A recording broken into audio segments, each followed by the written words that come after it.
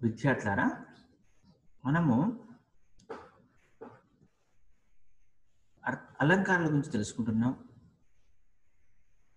అందులో అలంకారాలు రెండు రకాలు. ఒకటి శబ్దాలంకారము, రెండవది అర్థాలంకారం. శబ్దాలంకారాల గురించి తెలుసుకుంటున్నాం. మనం ఇప్పుడు శబ్దాలంకారాల్లో 6 అలంకారాలు ఉన్నాయని, వాటిలో వృత్తానుప్రాసము తెలుసుకున్నాము. రెండవది చేకానుప్రాసము తెలుసుకున్నాము. మూడవది లాటానుప్రాసము తెలుసుకున్నాము. నాలుగవది అంత్యానుప్రాసం గురించి తెలుసుకున్నాము. ఐదవది యమకం గురించి తెలుసుకున్నాం. ఇక శబ్దాలంకారాల్లో చివరిది ముక్తపద గ్రస్త అలంకారం. దీనిని ముక్తపద గ్రస్తము అని కూడా అంటారు. దీన్ని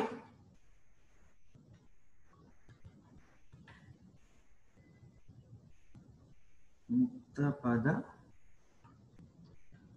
గ్రస్తము అని కూడా అంటారు అన్నమాట. ముక్తపద గ్రస్తము అని కూడా అంటారు.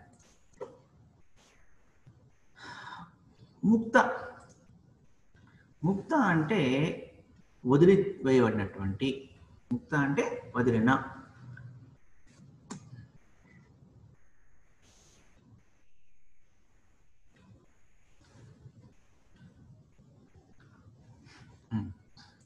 ముక్తపద గ్రస్తము. గ్రస్తము అంటే తీసుకోవడం, గ్రస్తం అంటే గ్రహించటం. ముక్తము అంటే వదిలేసినటువంటి, పదము అంటే పదాన్ని, వదిలేసిన పదాన్ని. గ్రస్తము అంటే మరలా తీసుకోవడం, తిరిగి తీసుకొని చెప్పటం. దానిని ముక్తపద గ్రస్త అలంకారము అంటారు, లేదా ముక్తపద గ్రస్తము అని అంటారు. అంటే వదిలేసినటువంటి పదాన్ని తిరిగి గ్రహించి మరొక పాదంలో మళ్ళా చెప్పటాన్ని ముక్తపద గ్రస్త అలంకారము అంటారు. ఉదాహరణకు చూసుకుందాం. ఇక్కడ సుదతి నూతన మదనాగతురంగ పూర్ణమణిమయ సదనామయ గజ రద నాగేంద్ర నిభ కీర్తి రస నారసింహ శతకంలోని ఈ పద్యం. సుదతి నూతన మదన. ఇక్కడ ఈ పాదంలో మనకు మదన అనే పదము పాదం చివర్లో ఉంది. మొదటి పాదంలో మనకు ఇలా చూసినట్టయితే మనకి ఈ మొదటి పాదంలో మదన అనే పదము చివరి పదం.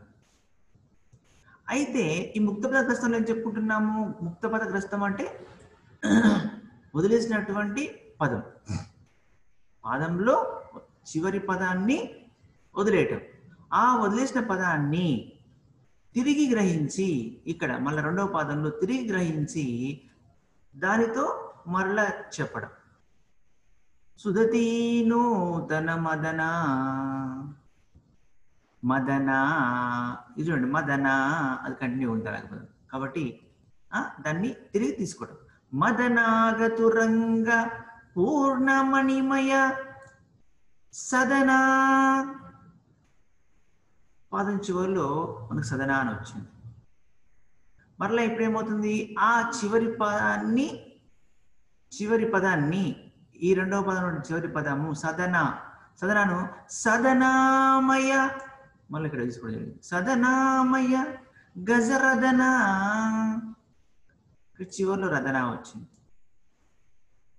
మూడో పదంలో చివరిలో రదన వచ్చింది. మరి ఈ వదిలేసినటువంటి ఈ రదన అనే దాన్ని మళ్ళీ రదనాగేంద్ర నిభ కీర్తి రస నారసింహ అంటూ మళ్ళీ ఇక్కడ వదిలేసినటువంటి పదాన్ని తిరిగి తీసుకొని చెప్పడం. ఇలా అంటే మొదటి పాదంలో చివరి పదాన్ని రెండో పదం తిరిగి మొదట్లో వాడబడింది. అలాగే రెండో పదం చివరినటువంటి సదన అనే పదము మళ్ళీ మూడో పదం మొదట తిరిగి చెప్పబడింది. అలాగే మూడవ పదం చివరిలో రదన అనే పదం నాలుగవ పదం ప్రారంభంలో వాడబడింది.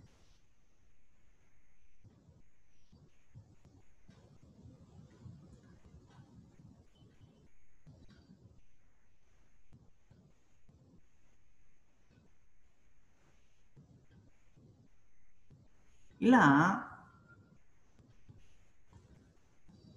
వదిలేసినటువంటి పదాన్ని తిరిగి తీసుకుని ప్రారంభం చేయటమే ముక్తపద గ్రస్తము అంటారు. ఇవన్నీ కూడా మనకు ముక్తపద గ్రస్తాలు. ఇలా ముక్తపద గ్రస్తాలంకారము అంటే వదిలేసినటువంటి పదాన్ని తీసుకుని తిరిగి మరలా ప్రారంభం చేయటమే ముక్తపద గ్రస్తము. వదిలేసినటువంటి పదము తిరిగి తీసుకోవటం, దాంతో చెప్పడం. ఇక రెండవ ఉదాహరణ తీసుకున్నాం. అదిగో మేడ, అదిగో మేడ, మేడకున్నది గోడ.